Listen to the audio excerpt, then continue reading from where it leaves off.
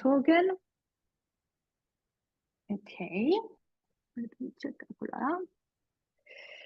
It's not the first time that we work together, and I hope today we can discuss, all of us, with our guests and the group, direct group of Initiative Toronto, the topic of ego ideal in its reference to the chapter 24 from the seminar 8.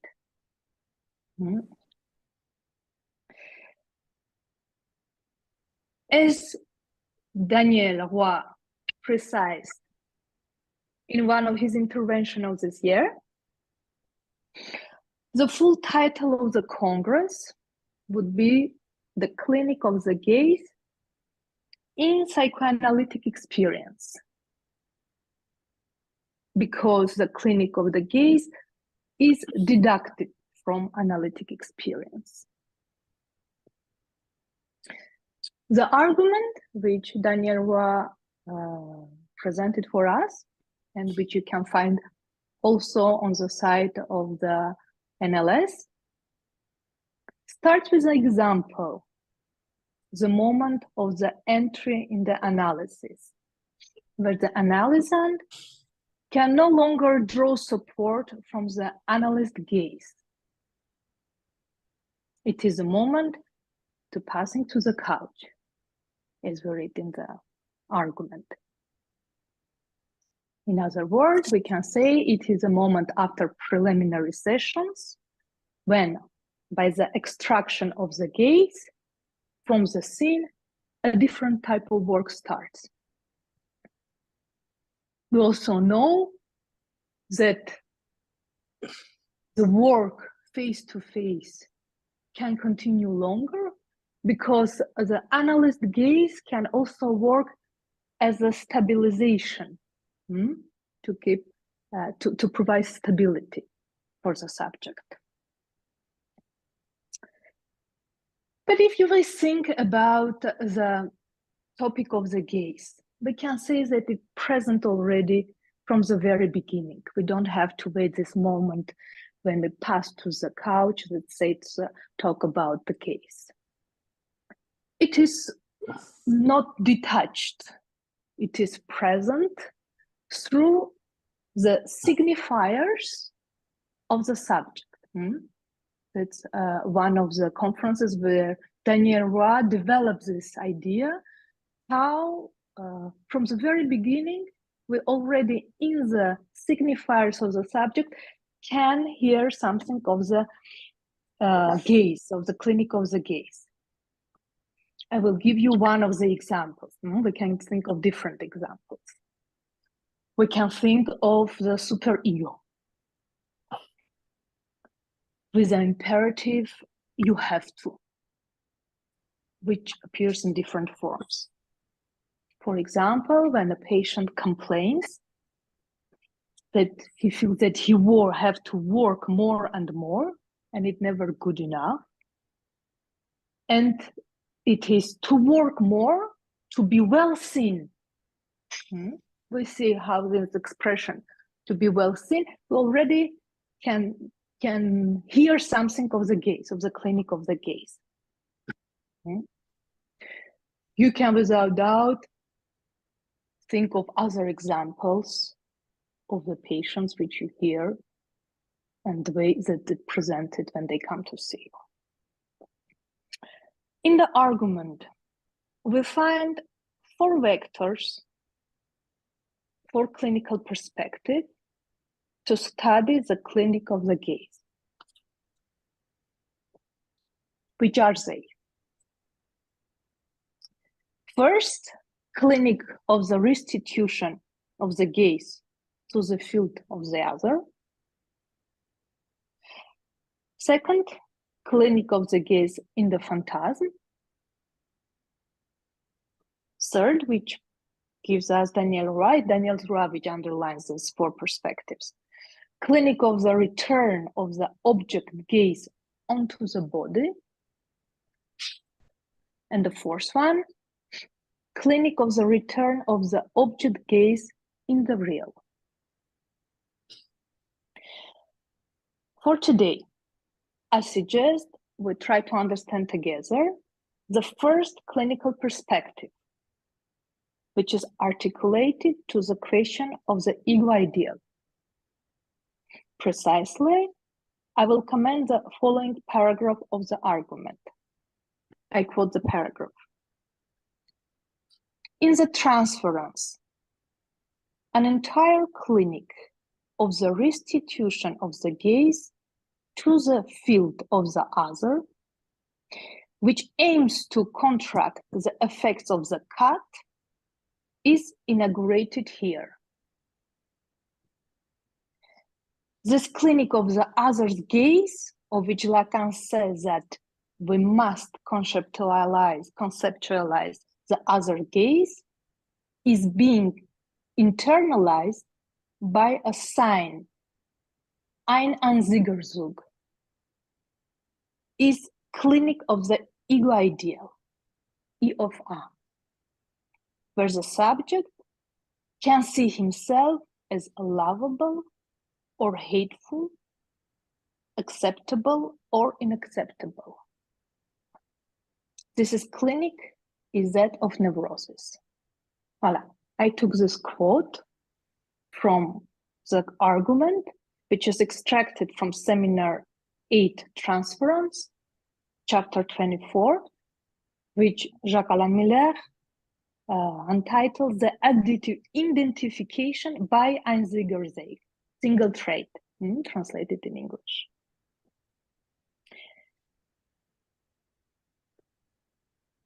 In the chapter, Lacan takes up the concept of ego ideal and ideal ego, together with a mirror stage and optical schemas, which he starts already to elaborate. Which is sorry, Ruzanna. Sorry, 1 second. No, the thing is that everyone is seeing Ruzanna, no? Yeah. And hearing, because the thing is that we lost the projector. Yeah. There you go. Okay. It's okay. You don't see me in Toronto? You don't see me? Let me see. Yeah, it's okay. Continue for them because we lost you. Because no, but I mean, go ahead. Yeah. Okay. It's okay. Continue. We saw. Can you hear me, Ines? Ines, in Toronto, can you hear me?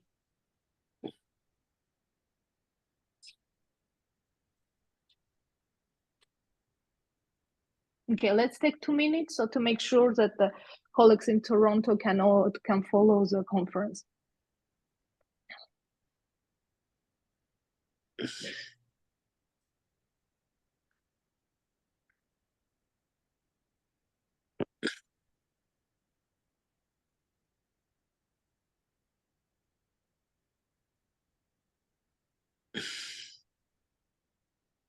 We had a problem with the projector, but continue. It's okay. But do you hear me? Do you hear me?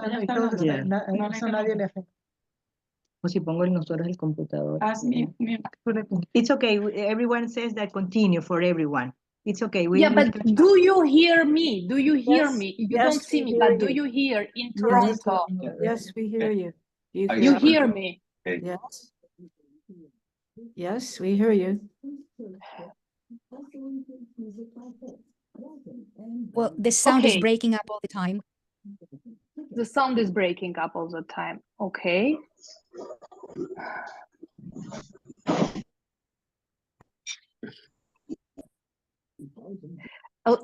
Let me take the last part, and you will tell me if you can follow my presentation or not.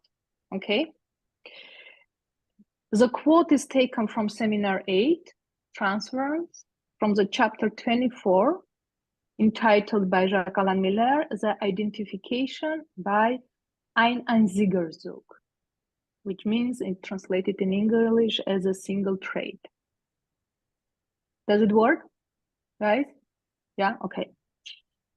In the chapter, Lacan takes up the concept of the ego ideal and ideal ego through the mirror stage and optical schemas, which he presents and develops already from the very beginning of his teaching.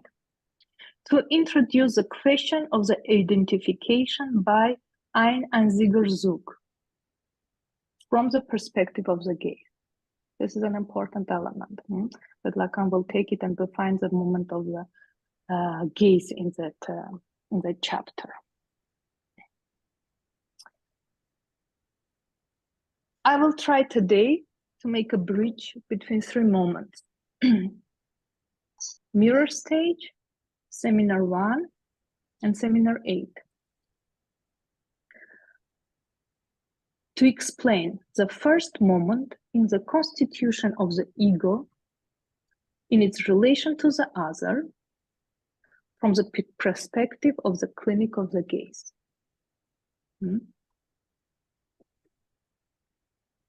I may go through some moments which you know already, but what we try to do, we try to see how the gaze is involved in this moment. This is practically our task today. Mirror stage, the very first moment in Lacanian teaching. Lacan formulates the mirror stage in 1936. It's a conference of the International Psychoanalytical Association in Marienbad. It is to this conference that Lacan is referring in the first sentence of his essay. In 1949, 3 years before he starts his first seminar, Lacan delivers another version of the mirror stage. That's a version which we find in Les Écrits and on which we work. That's a text which we have. So what is a mirror stage? Let's try to remember it. Lacan takes the mirror stage from the observation of the child psychology that had studied a phase of development of the child intelligence, where in the period between 6 and 18 months, the child goes through the phase where he recognizes his image in the mirror. This phase, which psychologists consider as a phase of development, Lacan considers as a logic moment. The moment where the constitution of the ego takes place. I'll quote Lacan of the seminar first. He tells us, the mirror stage is not simply a moment in development, it also has exemplary function because it reveals some of the subject relation to his image insofar as it is the are-built original form of the ego. It is page 74, chapter 7 in seminar 1. In the text on narcissism, Freud explains this, what is the autoerotism and what is the narcissism. But practically, what will stay as a question for him, it is exactly this step, how this happens, this path from the autoerotism to the narcissism. And Lacan will locate exactly on this moment, the mirror stage as a logical moment. What do we have in the mirror stage? The child, before the mirror stage, does not recognize his image in the body. He is not aware of his image, but yes, of the other. If you observe little babies, you can see that when they see their parents, the mother or father approaching to them, they start smiling. So we see that there is some recognition of the other. But at the same time, when we look at them, how they play with their legs, with their hands, we can see that they still don't understand that it's a part of their body. It's actually very funny to look at them, to see how they try to do with their body. They're very clumsy. The recognition of its own image happens, as Lacan says, between 6 months and 1.5 years. And for the child, this moment of the constitution of ego is a moment of transformation. Transformation is a word which uses Lacan in the mirror stage. He calls it transformation, this moment. He says that it's a transformation is the very first moment of identification. There is, we can say, some before and after for a child. Before he lives in this, there is no this body which he cannot identify himself with, and then suddenly there is, after that mirror stage, some gestalt, some unity of his body he will achieve.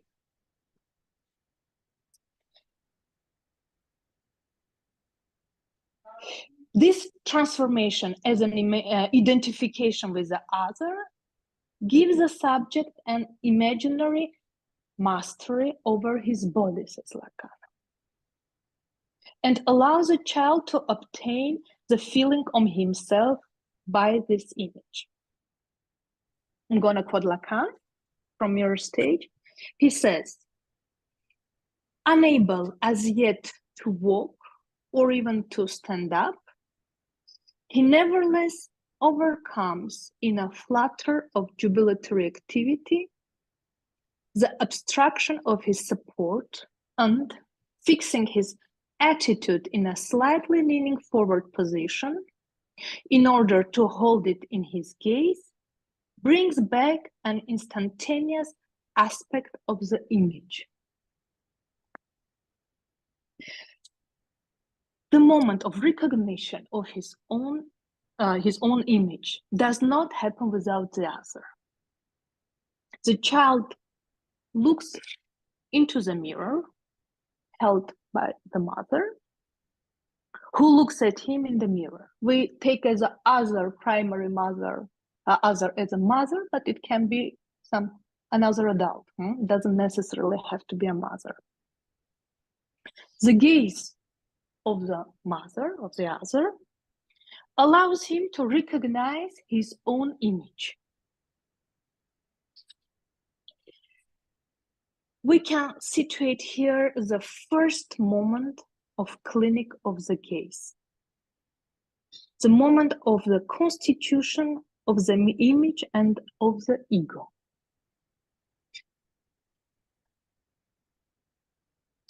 It is important to notice that the identification on the stage allows not only the recognition of the image in the mirror, but also a wider identification. Lacan says it allows a child identification with the others as humans. I'll quote him. He says, this image is identical for the entirety of the subject mechanism and gives him unwelt its form in as such as he is man and not a horse. In other way, what he tries to say, that it is thanks to the mirror stage that we can also, after that moment, understand that we can identify as ourselves with our image, with the other similar to us. It is another moment of the mirror stage, and also distinguish us from the rest of the world. It is not by chance I was rereading certain parts of the first seminar where Lacan goes back and analyzes some cases of the wolf, for instance. When he talks about the child, he doesn't talk about autism, he doesn't name it, but practically what he tries to study, it is exactly what happens with the children who have this difficulty to in the mirror stage, where the mirror stage didn't take place. We can think here, perhaps it's one of the ways thinking of the clinic, for those who the mirror stage didn't take place, we can think of the autism, the kids who cannot distinguish them of the external world. So there is no moment of internal and external. There is all type of the difficulties which comes with that. separation in the moment of defecation, of taking off the clothes, which pronounce the claiming that they cannot talk as on behalf of themselves and saying I. There's all these things we can put in the moment of the mirror stage. Then we have we'll see now the mirror stage where it already took place. It is a moment of identification with a similar one. It is so the imaginary vector, where it is where we can also think a clinic of psychosis in that perspective. That is the one and the similar one, everything which is aggression, comparison, everything situates on that level. And then there will be third level, which we will talk today through the ego ideal, where we can situate the symbolic level and where exactly we can think the neurosis through that perspective.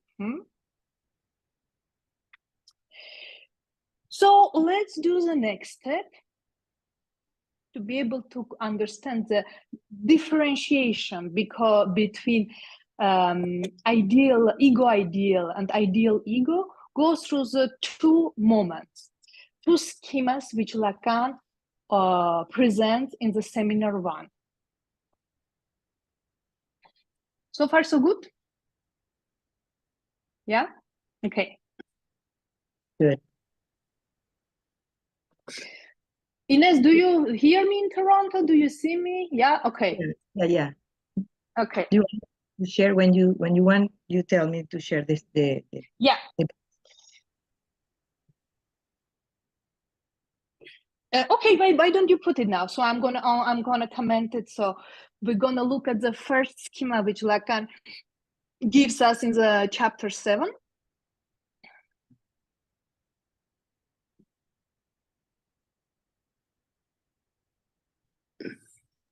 Everyone is seeing it? Yeah, Should be so. because I can see it. Yeah. Okay. Perfect. Very good. Great. Thank you. So in seminar 1, Lacan explains the mirror stage through the experiment of optical illusion of the inverted bouquet with two schemas.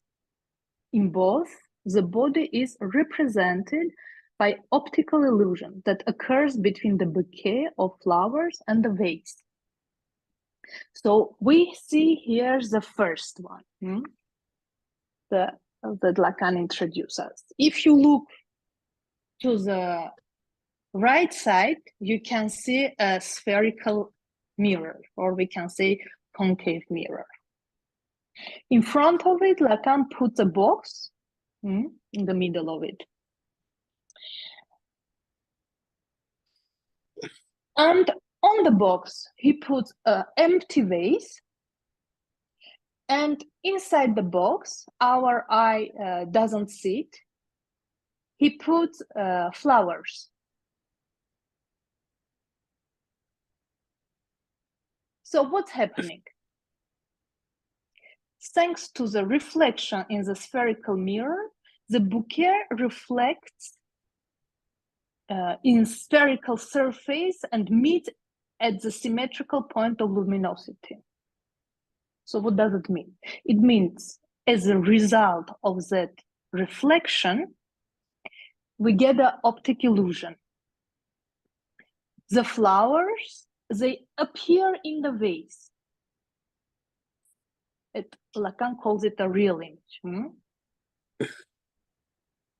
And what Lacan underlines that it's very important in all this optical illusion where situates the eye. It must be situated on the point of view, as he says. So you can see the eye on the left side on the top.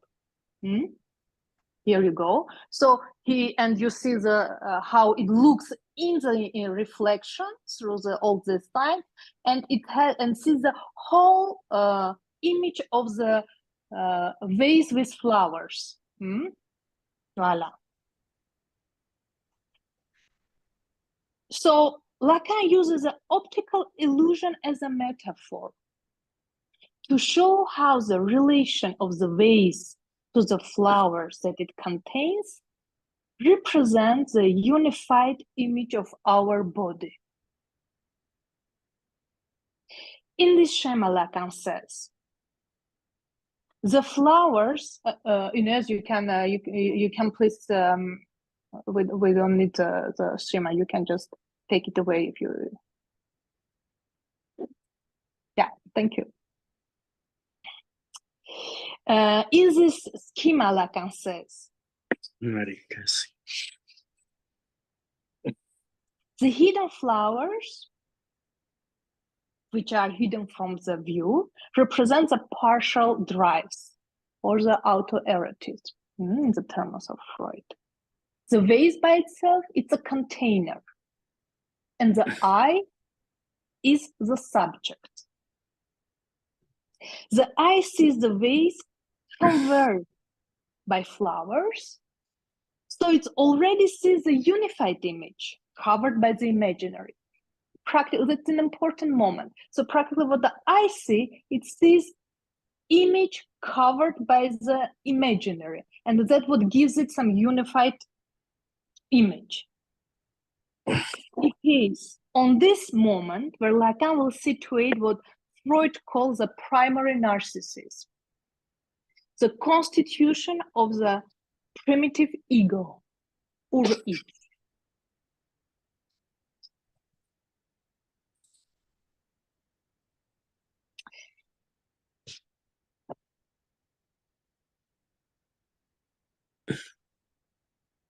We situate on this moment, so it's now through this practical schema, what we situate here, the constitution of the ego as an image of its own body, and the constitution of the ideal ego, where one can identify himself with similar one.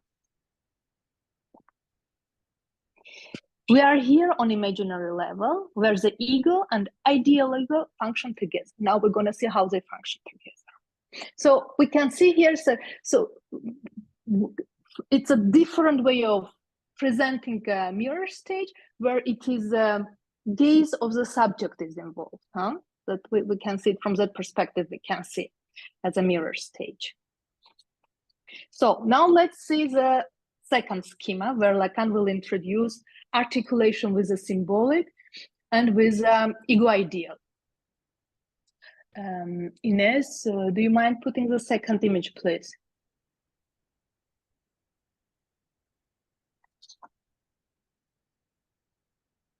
Yeah, I wanted to just say that's okay.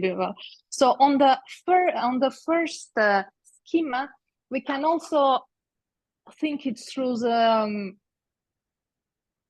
schema L of Lacan, which you know, it is like a Z sign, which is on the vector, imaginary vector. On a low, we put the I, and on top we put the ego, and on top we put ideal ego. It is, we can think it from that schema as well. And on the symbolic, we will put a subject and ego ideal. We will see how it's related, how it's articulated with the big other. Alors. So at the next step, Lacan will introduce in the second schema with the vase and bouquet, where he integrates the instance of the other, the function of the big other, as a symbolic other, which allows to introduce the gaze of the other and a different perspective in the relation on the constitution of the ego ideal. So here we can talk about the second narcissism. It is also the illustration of how imaginary is related to the symbolic. So what does Lacan do? How does he introduce this big other in this image? He introduces on the schema through the plane mirror. You can see it in the middle. He will say that the plane mirror is the place of the big other, which allows to create a virtual image.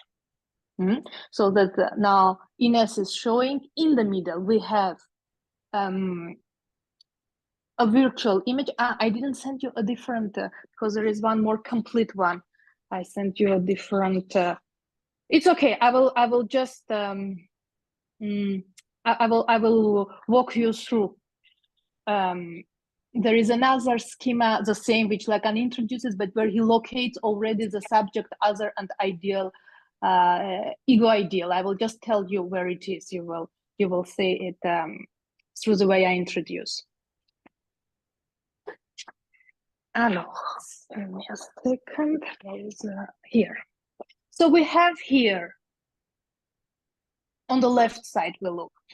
Lacan just takes the same idea like from the previous experiment. He just switches the vases in the box and the flowers are on top.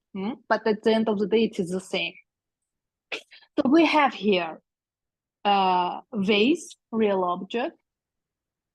We have flowers, we are also a real object in the optics perspective. Then we have illusory vase on the other side that we already saw on the previous image. And what is projected here through the plane mirror is going to be a virtual image, a vase with flowers. Is what seems to be what the eye sees. So practically on the right side, it is something which is not there. This whole image is a virtual image. Through this reflection, thanks to the concave mirror and plane mirror, we get the construction of the virtual image, something which we project will see there.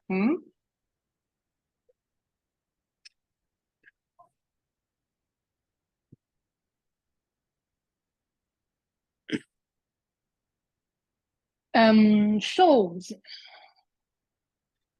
Just a second.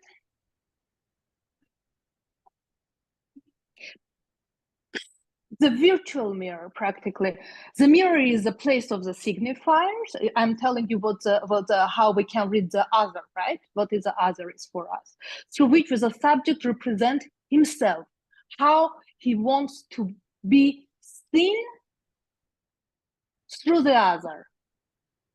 That I find that schema explains it very well, because practically when we say ideal ego and how we want to be seen, here we see we put a plane mirror as a other, and we use this idea, this reflection effect.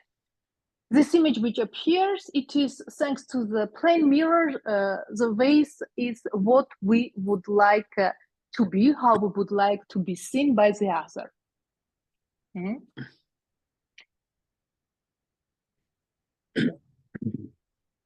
it's here that Lacan adds another element to the schema, which is equivalent on the same level where the subject. So on the left side, you see the I, you can write there a subject. We don't have it on the schema. Where the plane mirror, you can write a of the big other, a big A. And on the very right side, on the same level, you can put E of A, ego ideal, on top, higher. Yes, higher if you put it higher. Yes, so practically we see that we can put a line between I, plane mirror, and the continuation of that will be idea.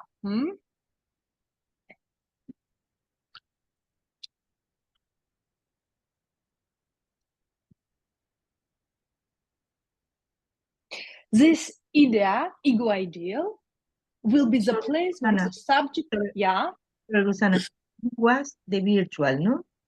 This is the virtual image, and practically it's where is the ideal, the idea? This one, the virtual, or the ideal?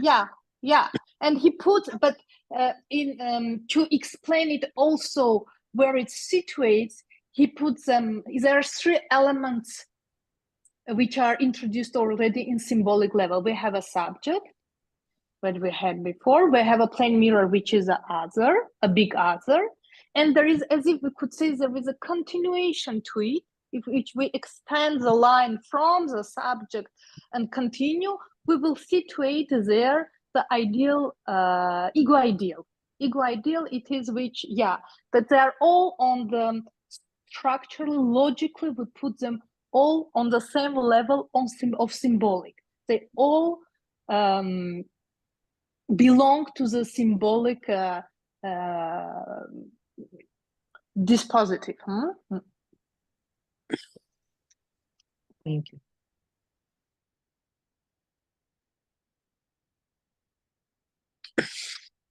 So that's what I was saying, that the ego ideal will be the place where the subject wants to be looked at.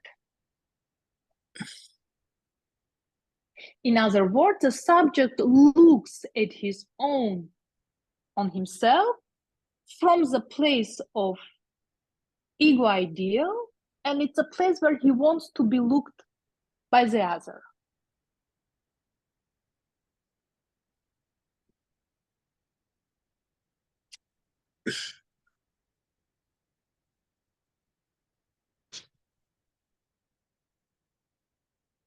If we think about ego ideal and ideal ego, I find that the chapter 8 explains it better, the relation between these two places. We can say that ideal ego is related, we can think of it, it's related to the ego, and the ego ideal is related to the subject. So the first is on imaginary level, and second is on symbolic level. So now let's go to the chapter 24 of the seminar 8. That's what we want to understand today. In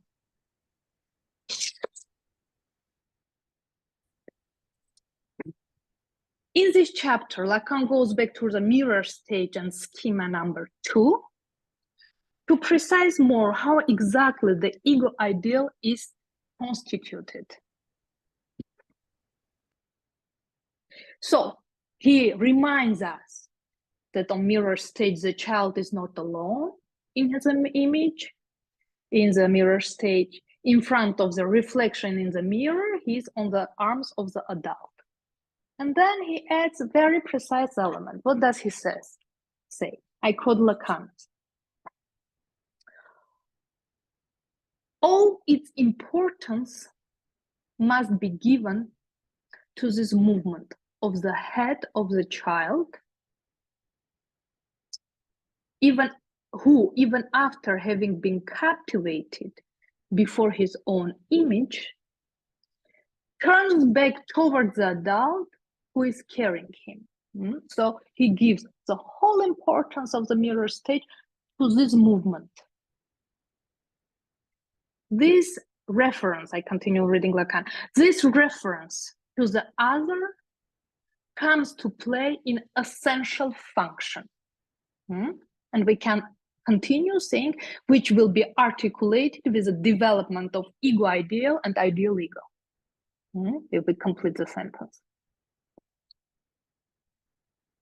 When the child is alone in front of the mirror, we say that he sees himself. In fact, he only sees himself insofar as he looks at himself through the eyes of the other. Without this other, a child would be like a mountain. Mountain doesn't recognize its reflection in the lake or in the sea. It is on this moment where we can situate the constitution of the ideal ego. Lacan continues, he doesn't stop on that. He says, after introducing the question of the other, he asks what answer can come from the other at this moment. I quote Lacan again. There can only come the sign. So here we go. He says from the other as the answer, when he turns the head and sees the other who looks at him, he receives a sign, the image of A.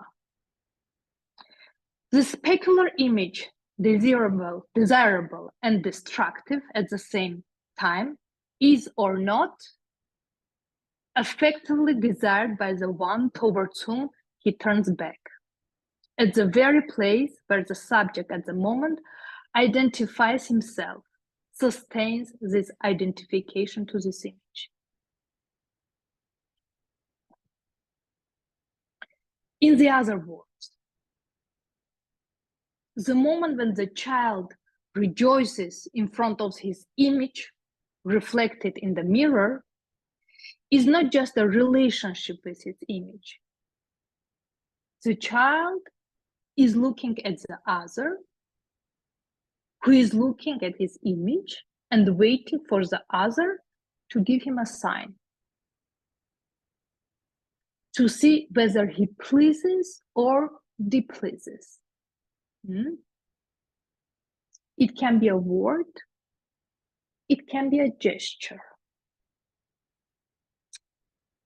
The point from which this image of the ideal ego is looked at, that's the ego ideal. That's a little bit difficult to understand. We're gonna try to see what exactly Lacan wants to see by that. When the child looks in the mirror and the mother smiles, he can say it is you. There is some sign. Lacan takes it as a sign. It is through the smile or this word when child finds a sign which allows him to construct its me as an image, as an ego, but also determines the way it is looked, depending on the sign which he receives from the adult. So that sign will determine the constitution of an ego ideal. It is an important moment because the way one sees itself, it is always through the eyes of the other, big other. The other who loves or hates, or other which doesn't return a jubilant reaction to the recognition of its image. And it also can be a depressing moment for the child.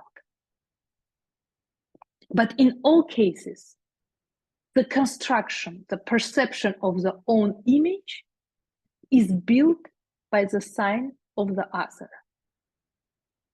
We can say it is by the sign that this child finds its place in the other.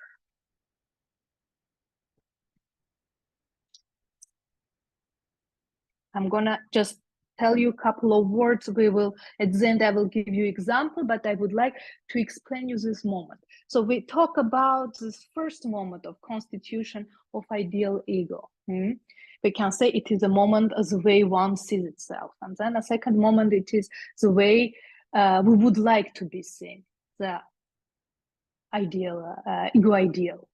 And then, so Lacan says, so the way we see ourselves, it is we see ourselves through the way of the ego idea. Practically, what Lacan will develop, it is that the way we see ourselves is not without the sign which we get from the other, which constitutes our ego ideal. So now let's try to see how exactly it constitutes, what Lacan takes as a basis for the constitution of ego ideal. Next, it will be the next step in this chapter, where Lacan introduces the single trait, einziger. He goes back to the Freudian text, Psychology and the Analysis of Ego, the chapter on the identification, it's a chapter 7, where there are, Freud talks about 3 types of identification by neurotic symptom, and we are interested in the first 2. I will remind you the examples which Freud gives. First, he takes an example of a little girl who developed the same painful symptom as her mother, tormenting cough, where the little girl wants to take a place of her mother, and the symptom expresses her object love towards her father. So to be able to, she loves her, mother, and to be able to love, she needs to take the place of the mother, and the way she finds it through the identification, through that cuff. Then Freud brings a second example, also cuff, but a bit different. It's a little bit different. He says the symptom may be the same, that of the person who is loved. So this time, the symptom is taken not from the mother, but it's taken from the father, who is the object of the love. And he takes the example of the Dora, imitating her father's cuff. In that case, we can only describe the state of things by saying that identification has appeared instead of object choice, and that object choice has regressed to identification. The third one is a complete identification. We're not going to take it because it is not there where Freud brings our attention. He says that in this first two identification, what is important? It is noticeable that these identifications, the ego sometimes copies the person who is not loved, and sometimes the one who is loved. It must also strike us that in both cases, the identification is partial and extremely limited one, and only borrows a single trait from the person who is its object. So that we can say it's a very important moment in this chapter. When there is an identification, Freud says in the symptomatic identification, neurotic identification, it's always partial from a single trait.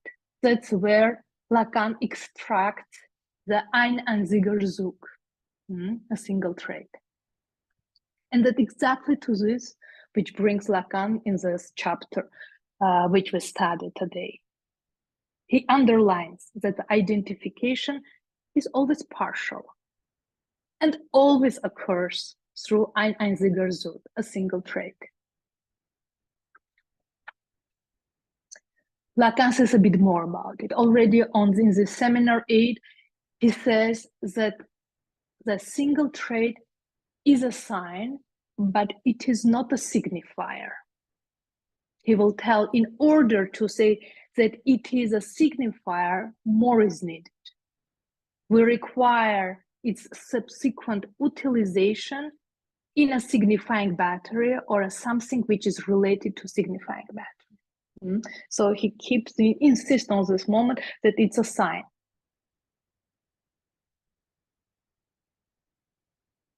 And then he adds what is an important moment, that in the single trait, that is a point of reference to the other in the narcissistic relationship. So this trait which one takes, identifies, it is where we find a reference to the other through this one identification, one sign. And next step which he does, on which he will also conclude this elaboration, it is his articulation with the gaze of the other and the ego idea. He says that the single trait is the answer to the question of how interiorize the gaze of the other. I'm going to quote Lacan and then I'll explain. This gaze of the other should be considered by us as being interiorized through the sign. In other words, that's how Lacan wants us to think of single trait. Single trait gets interiorized through the gaze of the other, from this moment of the mirror stage. There is no need for a massive introjection, says Lacan. This point of the single trait is a sign of the other's ascent. it is sufficient that the subject should coincide there in his relationship with the other in order that this little sign, this einziger Zug, should be at the disposition. He, in a one line, he takes a very good example which explains it very well. He talks about two twin brothers, enemies, and they say in the moment of that fight, he doesn't develop it, but practically the way the gaze of the other, which is gives a preference to one or judgment to another, practically the way the one of them will see that he got the preference, or he saw that the other got preference, so he got judgment. From that sign, the way the other looked, that what got interiorized, and that's how practically the ego ideal will be constructed through that sign. That I find it a very clear example that we try to understand what's the single trait in this little thing with the twin brother.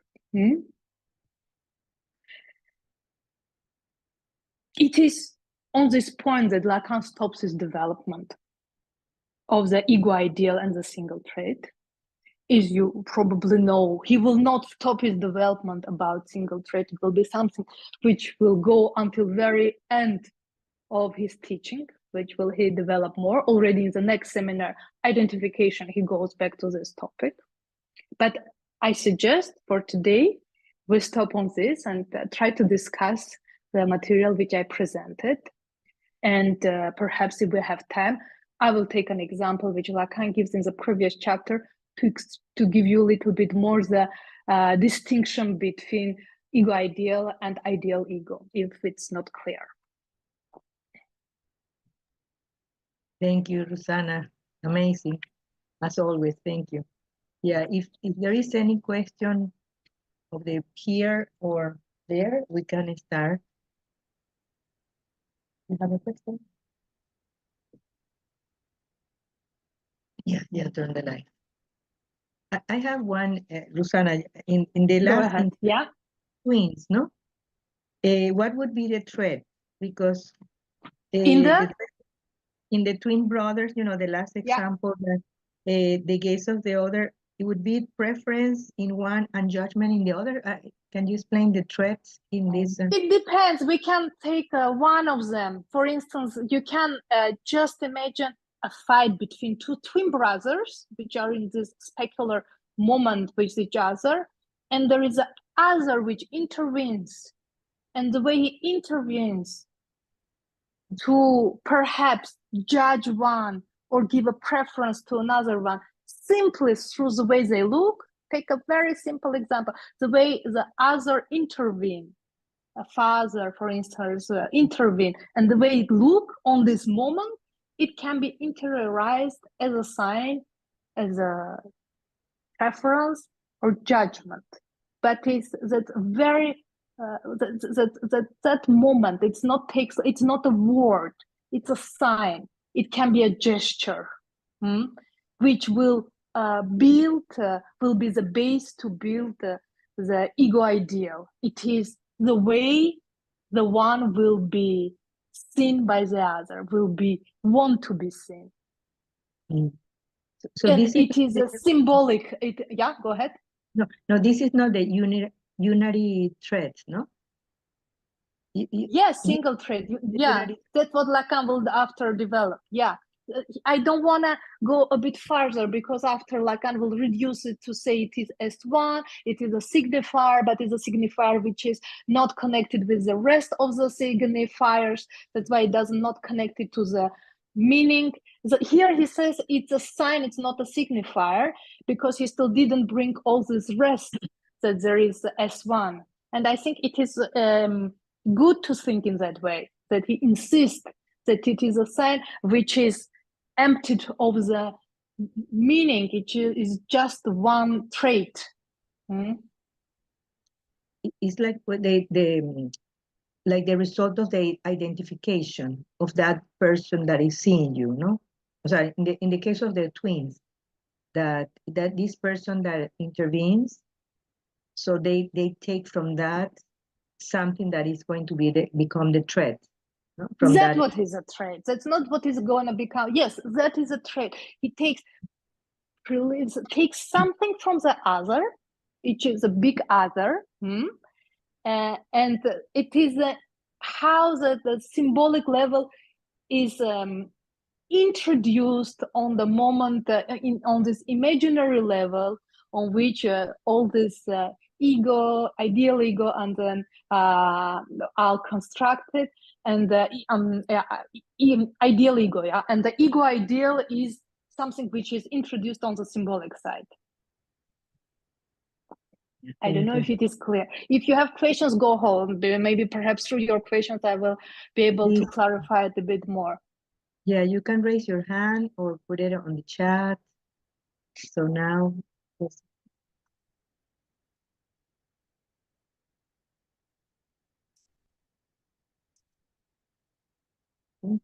but the word of interiorization is very important. It's what gets integrated, huh? How that sign got integrated.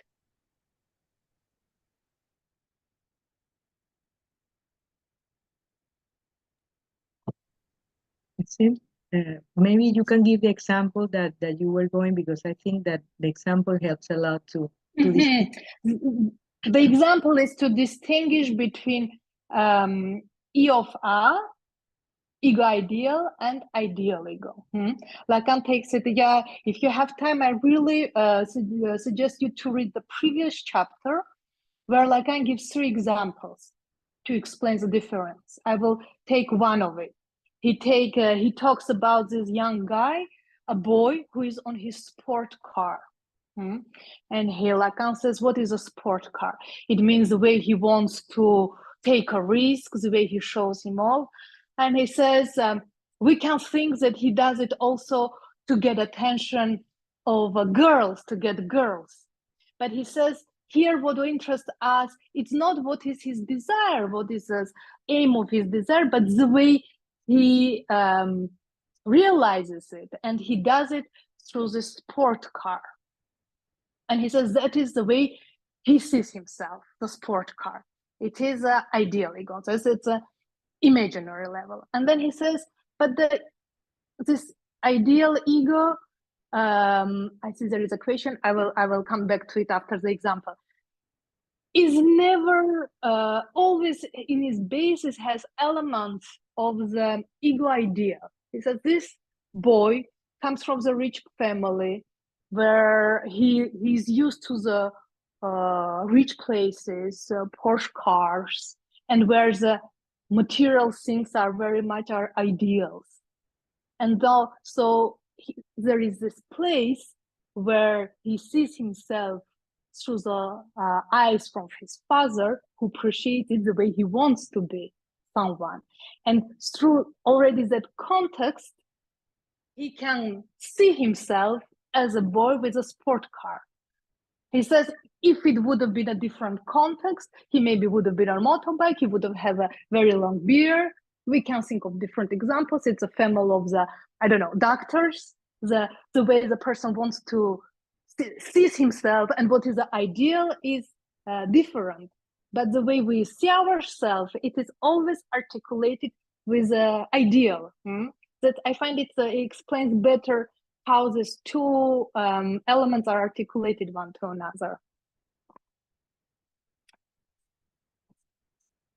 There was a question I saw.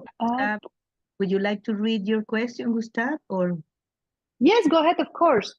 Yeah, where is Gustav? I think there's or maybe maybe I can. So I had this question, this unique trait, this sign, the S1.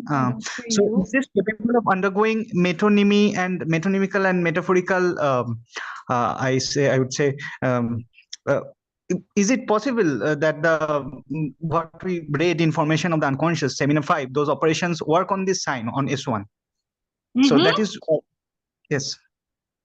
Yeah, go ahead.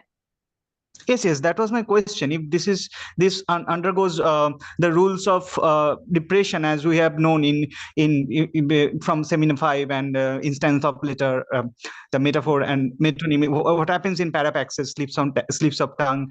Also, I thought of the Freud's short text on fetishism, where this example of glance on the nose was there, and that has undergone some linguistic condensation, etc. So this is a question I have, that if that unique trait is capable of undergoing this process of condensation and displacement. Two questions. First, the seminar 5. Indeed, Lacan goes back to the question of ego ideal in seminar 5. In seminar 5, he articulates this with the 3 times of Oedipe. And he says the ideal ego ideal de moi. Ego ideal is a outcome of the third part, where the desire, I took a quote actually for you, because I was reading it also to make sure to see how exactly Lacan says it. It is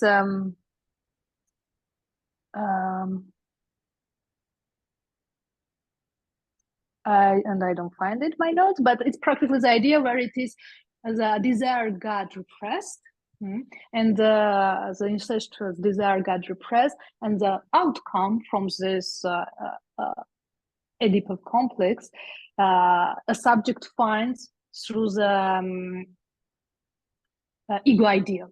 It is in that moment, Lacan doesn't talk about the single trait. He just articulate, which he will keep it always. He will always say that ego ideal is a heritage of the Oedipal complex. It's an outcome of the Oedipal complex. What I found interesting, I didn't bring it today because we were working on the clinic of the gaze, and I thought the seminar 8 illustrates better that moment, where it gets incorporated from the gaze of the eye. But indeed, we can put it also that, try to understand it from that perspective. Regarding to the moment of displace and condensation, I don't know if we can talk in the terms of condensation. Lacan later in single trait will articulate to the question of the jouissance. It is what's going to mark the body. That what practically will stay. It doesn't change. It would marks and bears it practically because there is this inscription as a trait of the jouissance. The following inscription is possible of the signifiers, which will appear after. We can use the late Lacan to better understand it, perhaps. Thank you. That kind of answers my question, because it doesn't change. That is what answered my question to a certain extent. It doesn't change. It doesn't change. It stays. The trait, single trait, it stays. Thank you. Thank you, Gustav. We have a question, Mirko. Yes, do you hear me? Yes. Yes, go ahead. Okay, Ruzanna, thank you so much for your wonderful presentation. I want to ask you, please, can we say, when we think about the Borromean knot with the 3 registers, imaginary, symbolic, and real, can we say that the ego ideal corresponds to the symbolic register, while the ideal ego corresponds to the imaginary register, and that they are intertwined, they are working together, they are forming together? We can take it without even the Borromean knot. We can place the ego ideal on the level of symbolic, ideal ego on a level of imaginary, and there is a very good sentence in the book of Jacques-Alain Miller, where he comments the seminar 5.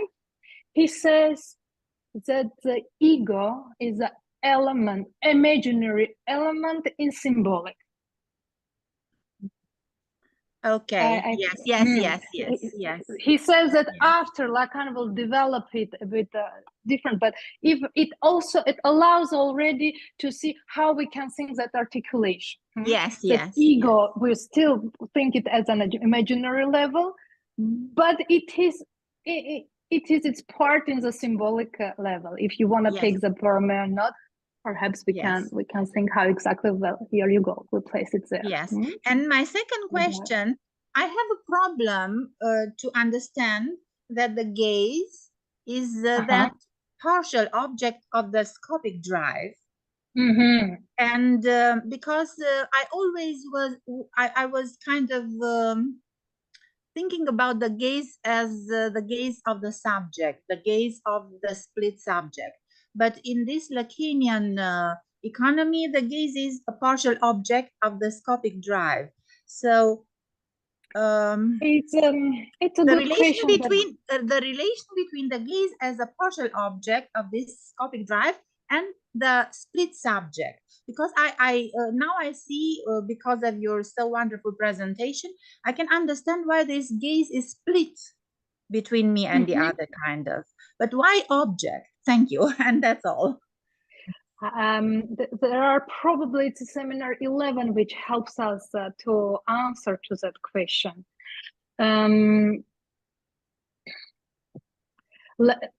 Lacan introduces the object as a gaze, right? Separate. And if we think from the mirror stage, don't forget that the image which is constitutes in the mirror stage, Lacan says on some moment it's not complete. It's not complete. It's unified, but it's not complete. And why it's not complete? Because there are certain things which cannot be reflected in the mirror. When we talk about the castration, when we talk about object, and object gaze is the object. It stays on the level of the real, and it cannot be reflected in the mirror. But it is your question. Perhaps it is one way of one clarification. Perhaps second, when you say the gaze of the other and the subject, here we can perhaps, when we think about the phantasm, that helps us to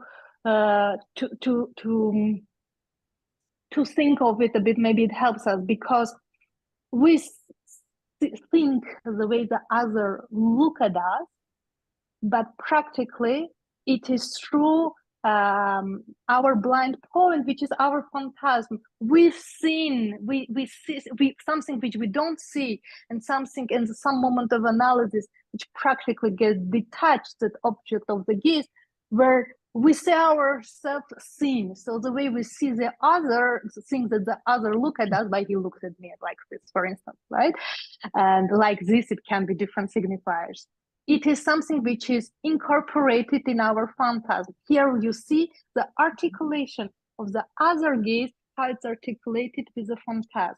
And practically the analysis, what it allows, the detachment, where the gaze gets detached and suddenly we are not anymore taken by this blind spot where we are under the gaze of the other, but in reality it's our own gaze.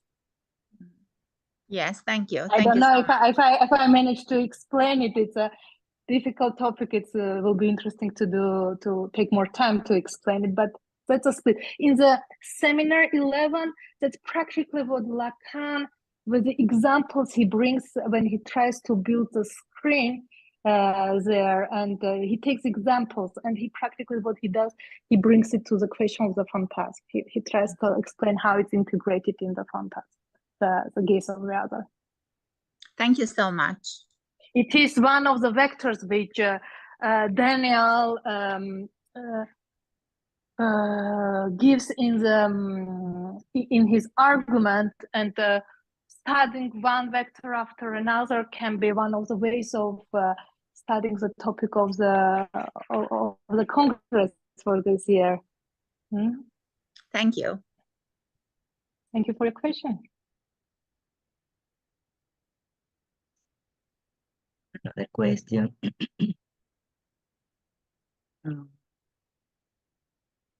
Any questions from Toronto, colleagues from Toronto? Maybe there is something which is you didn't understand, or something which you would like to comment. I had a question, but it's a little bit, like with the identification, no? Because when the ideals drop, no? The ideals. Where the ideal drops, yeah. Yeah, and the identifications, no? Mm-hmm. So like in the end, maybe I don't know if it's about the end of analysis, that unitary thread that was in this moment, no? It has to do with the symptom, with the reconstruction, or well, I don't know. It's like maybe the development, what happened after, no? Because this is very important with your presentation on when it started, no? This ego ideal and all that, the ideals, and how you see yourself, or how you see the other person, or how you want to be seen, no? That is very important. When something of that it drops, it's where something we are getting closer to the question of the phantasm, something where this gaze get extracted, detached. The question of the single thread, it's a difficult question. Lacanian Seminar 19 starts to develop it a bit more about single thread as a mark of the jouissance. Then it is by the writing where he gonna try to approach this question, l'écriture, something which is written in the body. So it is he gonna try to develop it through that perspective. When we try to read the trait in the body. But the moment over the ego ideal drops, it is a moment we will get close to see what is our phantasm. I see it this way. It is a question to a little bit think of it to give a more precise answer, I guess, to see how we can define it. That's my way, the way I see it in this moment. Thank you. Let me see if we have a new message. There is a question of the second schema. Yeah, of course, go ahead. Karina. Yes, hello. Thank you very much for your very interesting presentation. In that second scheme, there is something which is unclear to me. It's the gaze of the other, who the flowers are outside of the vase. And so I was wondering whether the fact that the image the subject gets of himself or herself is partial because of that, because the flowers are outside of the bouquet. I don't know. Here Lacan doesn't talk about it. Let me see if I can. So on the place where it is the vase, the image of the vase, not a real one, but the other one, here you go. So Lacan puts a small e of A. It is a container, it is a unified body. But on this moment, Lacan still just says that it's an image, unified image, but there is something not complete. It is never complete. When we look at us, it's a mirror, right? That there is always this moment. It's something is not complete. Is that in the sense of it's more in seminar 10. Lacan goes back exactly to the schema to introduce that what is not reflected in this cannot be reflected. Not only is not, cannot be reflected on the imaginary level. It's a castration, and well, he talks about the symbolic and the real object A. So there's two things which cannot be integrated in the image. There is always something about the image. Even I'm not talking about the psychosis where the image the people don't recognize themselves in the mirror, or they think that there is something that the body, the démorcellement, the detachment, how you say in English, démorcellement, in schizophrenia, when we have the body which doesn't have a unified image. It's not this, but when we look in the mirror, it's always, not, there is always something in it. And that's something which something cannot be reflected. It's our desires, for instance, if we can take there is what you feel like you cannot see in the mirror. What do you feel like doing?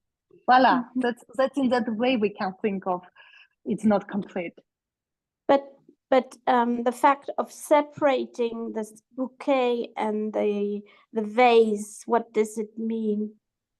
He doesn't separate. It is the other way around. He brings two elements separately, two elements which are separate. And he says that thanks to that reflections of the concave mirror and the plane mirror, we get a unified image. Okay. It's not that he separates. They are separated. It is our the outwards and the drives, and how they integrate it in the body. The body is a container. How we can see it together, we can see it as a unified image. Okay. Due to the concave mirror. Due to the concave mirror, exactly. It's rather the first schema which helps you to see it. It's a concave mirror which allows to see that unified moment. Okay. Thank you very much. You're welcome. Karina, I think you have a question. Yes, I just asked it. Thank you very much. Oh, you were okay. Sorry, you were the one. Yes. Yeah, I saw the hand. Yeah. Okay, so here is So here is another question. Patricia, you want to read it? There was one also. Yeah, go ahead, guys. Yeah. I was connecting the signal to later on seminar 10 on anxiety. It's not without an object. I'm not sure if I'm linking the dots well, but how do we know that the image is incomplete if it's not for the signal? What makes the image incomplete? That's what I just told, because the image doesn't reflect the desires. Your desire is not reflected in the image. Yeah. Your drives are not reflected in the image. We know about the drive. We know that they have a desire. When we look in the mirror, does it say anything about it? No. Yeah. Okay. That's very incomplete. That there are elements which imaginary cannot completely cover. That's why it's incomplete. It cannot grasp everything of the subject. Okay. Well, this is Carlos. Yeah, it's Carlos. Just as a comment, wouldn't be that more like you just said that the image cannot complete, but that doesn't mean that the image isn't complete. The image is complete, but it gets shattered by the drive. It's unified.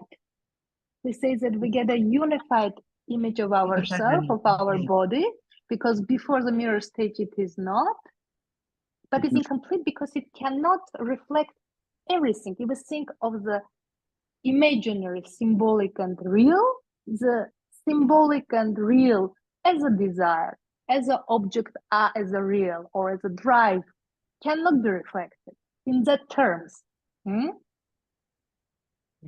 Something gets out of it. It will never be reflected in the mirror, our desire. Yeah, I was seeing, Ruzanna, here, for instance, in the image, you cannot see this part of the flowers. You don't see this because the vase... You don't see the vase. On the left, say that square, it's a box which is open. But look where the eye is. The eye can see the flower, but it cannot see the vase. Yeah. And then in the image, the vase cover part of the flower. The stem. So the stem. So well, Lacan doesn't take that part. Yeah, the imaginary, the vase cover. So it's a container. The container, yeah. But the eye cannot see what is inside, no? So I think it's good the distinction between unitary, no, the unified, no, the unified image. That's what unified, Lacan uses. Complete, but not complete. That's a Lacan terminology. Missing, no? Yeah. There is a question of Karin. Yeah, Karin, do you have another question? Karin.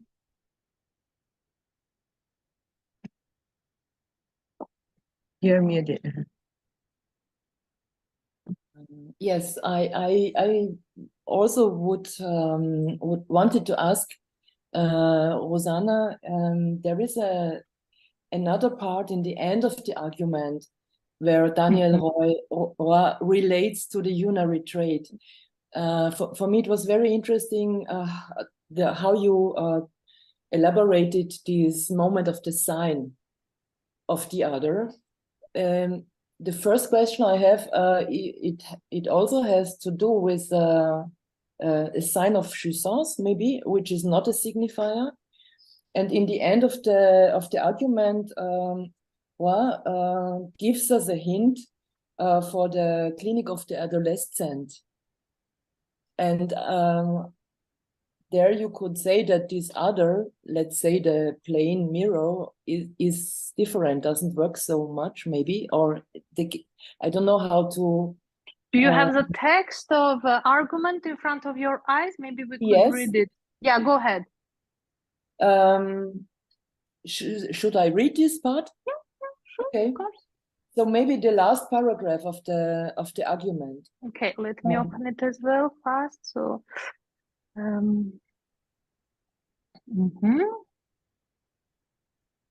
Today, psychoanalyst, it starts like this. So I read? Yeah, go ahead. Yes, okay, go ahead. Today, read slow so everybody follows. Yeah. Today, psychoanalysts and practitioners are confronted with a new clinic of the gaze. A clinic of the real gaze, without screen, unseparated, inséparé, from the imaginary body. This conjunction renders the other of the signifier precarious, or confused, or disordered, or more radically foreign and persecuting when the unseparated reveals itself to be inseparable. This is the clinic of the adolescents of this century, and we have to learn the logic of it with them, building one of the few grains of sand that make up the unary traits that are assigned to them one by one, and which thus distinguish them, and on the basis of which they can distinguish themselves. It's up to us to distinguish these unary traits in their own language so that we can add our own spice to it. So I read it very important, and a hint, very important clinical something. And maybe we know something of this by our work, but we can't conceptualize it so good. So maybe, I don't know if you can. Go ahead, yes. Go ahead. I don't know. Well, let's discuss, yeah. I thought of a young adolescent patient who was quite anorectic when she came, and she says, I'm aromantic and asexual, and things like that. But she managed to find a lot of things by online groups who are painting and creating stories, and they also met, so she also found friends and so on. And something by this this way of that, she found something that helped her to create. She's not anorectic anymore, and she has a boyfriend with long hair, so he looks a bit like a girl. And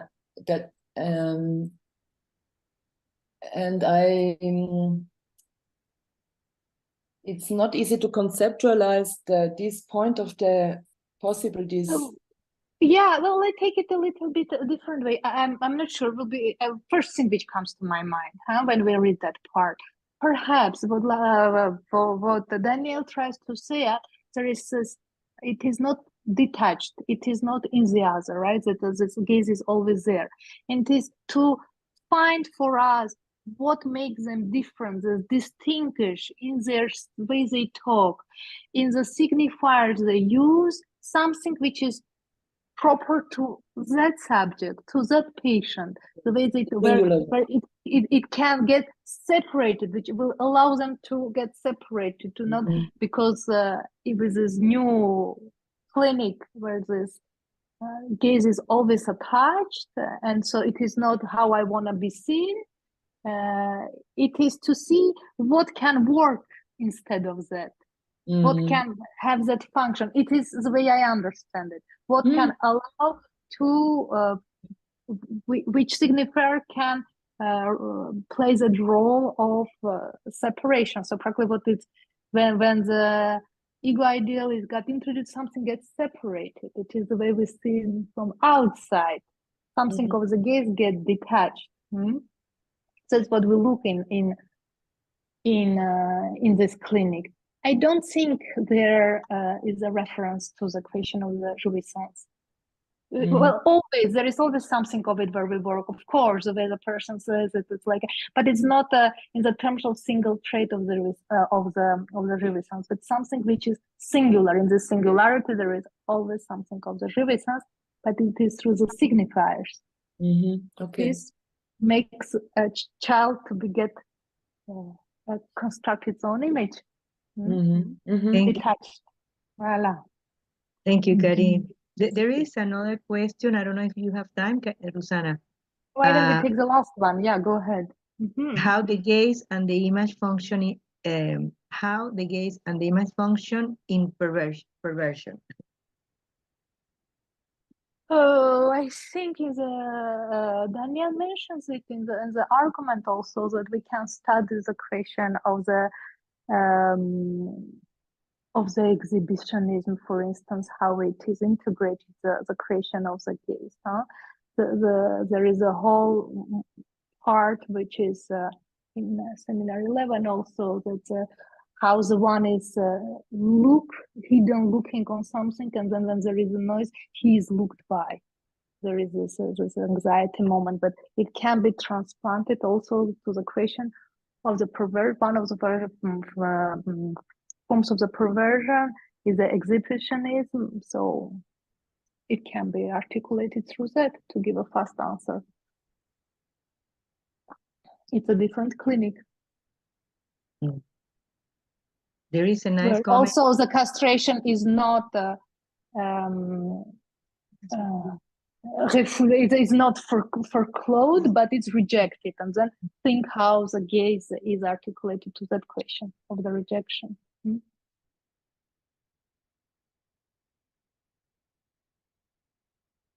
Okay. Oh, Sherry, this is your comment, or did you from the argument? No, I just wanted to put the text that was read. Yeah. Okay. No, this is the first seminar on towards the Congress. I think you can part by part comment all this. So the guests who gonna comment, you can choose on which in which angle you would like to continue this work, and continue commenting the argument. It's very rich, it's very clear and very interesting, very clinical. I find the theme of the Congress of this year is very clinical and allow us all to think immediately of different ways of grasping that question of the gaze in the clinic. Yeah. So that also gives the occasion to suggest cases for the Congress of the NLS and travel to participate and discuss it with the colleagues this moment. Yeah. Thank you. Yeah, we have another question, maybe the last one, or go ahead. Okay, Peter, the last question. Okay. I worked with the client, and he suffered a very serious assault and went to hospital. But then later on, when he would be driving on the motorway, he would have visions of the motorway caving in. So I think that had aspects of the gaze and the symbolic.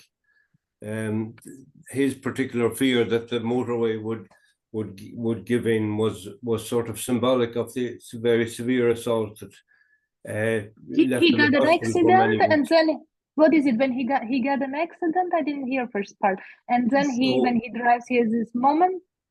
No, he was waiting in a taxi queue, and two people come out of a public house and very severely assaulted him. Okay, yeah. So that's a trauma. So yeah. It's a good question, because we can study the clinic of the gaze in trauma. There is a whole clinic of the gaze in trauma. It is always with the object gaze. The subject always gets space. He is looking on something. Yeah. Always this moment that he looks on some precise thing.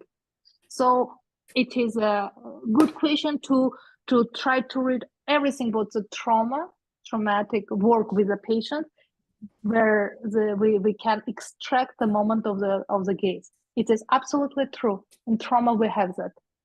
Yes, Thank you. Thanks indeed. Thank you. Well, thank you so much. I mean, it's great presentation, great work, Ruzanna. And thank you. Thank you very much for your questions. They make me also think to continue reading on this theme. And I hope to Initiative Toronto. This is the first, and then you continue. You're going to have more meetings on this topic, yes. Right? Yes. Very Next good. Year, Great. we're going to have all the work around the clinic of the gaze. Wonderful. Well, very good. So the good continuation of the work, and I hope to see you, if not all, some of you in Dublin. Yeah, thank you. We are celebrating today our little holiday party. So of course, and happy holidays to all of you. Yeah. Thank you, everyone. Happy holidays, and we'll see you next year. Of course. Okay. Bye-bye. Bye. Thank you.